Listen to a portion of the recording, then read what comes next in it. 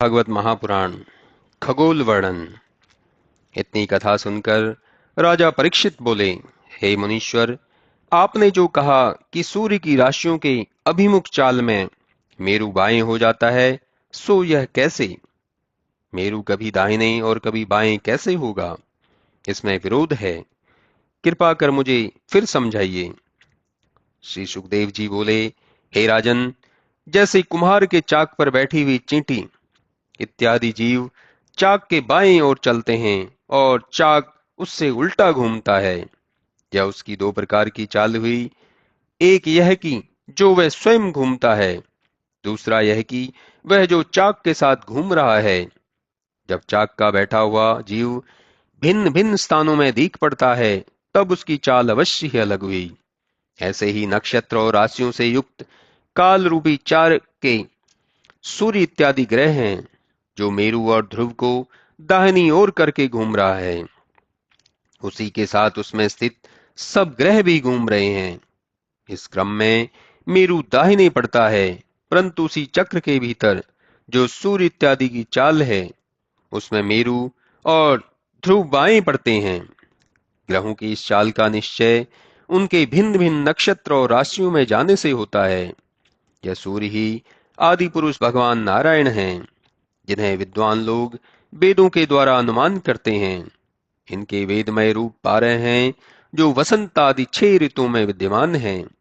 ये सूर्य भगवान पृथ्वी और स्वर्ग के मध्य आकाश में स्थित हैं। मकर आदि 12 राशियां उनके वर्ष के अवयव हैं।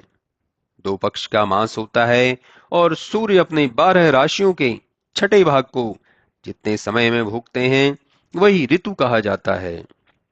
पृथ्वी और स्वर्ग के मंडलों सहित आकाश मंडल को, सूर्य के एक चक्कर को संवत्सर, परिवत्सर, इडावत्सर, अनुवत्सर और वत्सर कहते हैं। चंद्रमा सूर्य की किरणों के मंडल से 1,00,000 योजन ऊपर है, जो बड़े वेग से और बहुत ही शीघ्रता से चलता है। सूर्य जितना एक वर्ष में चलते हैं, उतना वह 2 पक्षों अर्थात 1 महीने में चलता है। चंद्रमा अन्नमय, अमृतमय और सर्वमय भी है। इंद्रमंडल से 3,00,000 योजन उत्तर अभिषिक्त नक्षत्र है, जिसमें ईश्वर ने 28 नक्षत्र नियोजित किए हैं, जो मेरु की दक्षिण ओर फिरते हैं। इसके ऊपर 2,00,000 योजन की दूरी पर शुक्र और इससे ऊपर इतनी ही दूरी पर बुध और इतनी ही दूरी पर मंगल विद्यमान है। मंगल के ऊपर 2,00,000 योजन की दूरी पर बृहस्पति और इतनी ही दूरी पर शनि और शनि से 11,00,000 योजन की दूरी पर सप्तऋषियों का स्थान है, जो ध्रुव पद की प्रदक्षिणा किया करते हैं। शुक्र वर्षा करता है और सब प्राणियों को शीतल है। बुध जब सूर्य के आगे हो जाता है, तब आंधी और बादल उत्पन्न करके अनावृष्टि का भय उत्पन्न होता है। और यदि मंगल टेढ़ा ना चले, तो 3-3 पाख में 1-1 राशियों को भोगता है।